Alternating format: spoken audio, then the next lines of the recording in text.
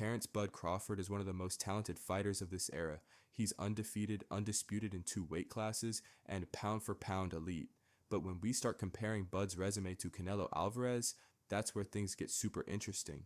In this video, I'm breaking down Crawford's 3 best opponents and showing why they just don't stack up to the talent level of Canelo.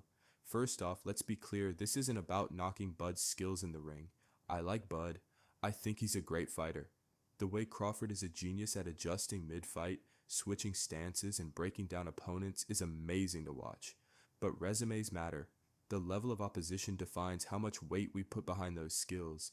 Let me give you an analogy, bro. If a prime Michael Jordan played one-on-one versus a guy who is 5'7" and Jordan beats him 100 times out of 100, what does that do for Jordan's legacy? Absolutely nothing. It's the same way with Bud. Beating up dudes like Benavidez, who nearly got his leg turned into Swiss cheese and was never the same again, or beating up a guy who was a 6th grade math teacher like Jeff Horn doesn't mean anything. Let's keep this real, bruh. So let's look at Bud's 3 biggest wins: Errol Spence Jr., Shawn Porter, and Victor Postol, and see how they measure up to Canelo's skills and style. Let's start with Errol Spence. This was Crawford's signature win. Crawford dismantled Spence in dominant fashion. He destroyed him so badly that Spence hasn't fought since. And truth be told, I don't think Spence will ever fight again.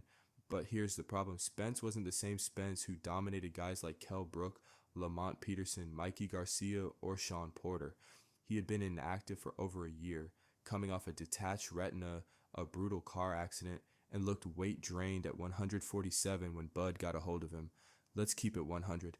The car accident that Spence was involved in should have left him in the same condition Paul the Punisher Williams ended up in after his accident. In fact, some say Spence came close to ending up like the late great Diego Corrales had it not been for his seatbelt. Compare that to Canelo and ask yourselves these questions with brutal honesty. Will Canelo come into this fight having suffered a major car accident?